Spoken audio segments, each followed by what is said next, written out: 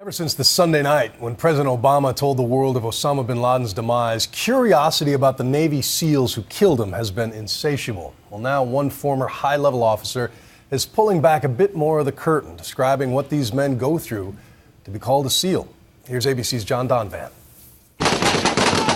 This used to be something that none of us were meant to see, much less videotape and put on television. The Navy SEALs didn't only operate in the shadows, they trained in them too. Their whole story stayed shrouded in mystery. Their secret missions stayed secret to the rest of us. But when they got Osama bin Laden, and when they're snatching back an American cargo ship captain who was taken by pirates and rescuing 2 aid workers held hostage in Somalia, then suddenly it's like the SEALs are headline makers. Add to that some of them are writing books about SEAL adventures. They're coming in hot! Even acting in a movie about the SEAL experience with, by the way, live bullets. That's what they used when they made Active Valor. And you just can no longer quite call them the military unit that no one ever talked about. Take Rorke Denver. He played Lieutenant Commander Rorke in Active Valor, a film that used dozens of SEALs and went on to gross $80 million at the box office. And he did some pretty decent acting. Sir, we have 8 foreign nationals heading to our country. And needless to say, they are no big fan of ours. And now, with the help of a professional writer, he's doing some pretty decent storytelling in a new book called Damn Few. I just think we're at this moment in our history when the heat is on. The missions are getting press and coverage. Is that a good thing?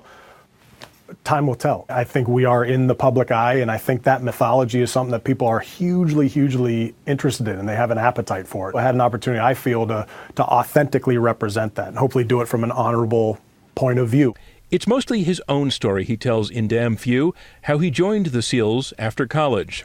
And they didn't want you at first? They didn't. I put in my first application and they said no. I'm glad it went that way, and I think the community really values resiliency and toughness and focus and a never quit attitude. So for me, when they said no, I said that isn't going to cut it. Denver did not quit. He reapplied and went on to survive the SEALs' brutal Hell Week in training, joined the teams, and deployed all over the world, including the deadly Al Anbar province in Iraq. How is it for your family living the other side of this? The families, I feel, are the ones that pay the price of our choices. They really are every bit a part of our experience, and frankly, they're the ones that are back home, hoping and praying and believing that you're going to come home. And really, even his family didn't quite know what he did at work every day. But the movie was revealing in that way. It was incredibly eye-opening to actually see a submarine kind of mission or running around in the jungle. For me, it was like, oh, so this is what you're doing when you're away. I appreciated it, actually. You know who else has come to appreciate what the SEALs do? Washington, which should be a good thing for the unit, but there's a catch.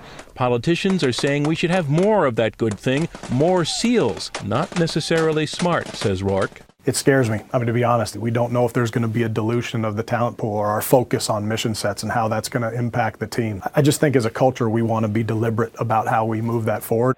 He's noticed, for example, that in some training exercises, guys who fail are getting more and more do-overs to try again, like 10 or 12 times. I am concerned about 12 attempts to get through a program where it used to just be 4. But I also was cognizant of the fact when we were going through training that one of the things that's difficult is not letting those instructors get away from that focus I said on making it harder to make it better. Usually there are about 2,500 SEALs in service. Many more than that apply and start the training, but most don't make it. So what does it take? Well, I think it's a tremendous desire to succeed.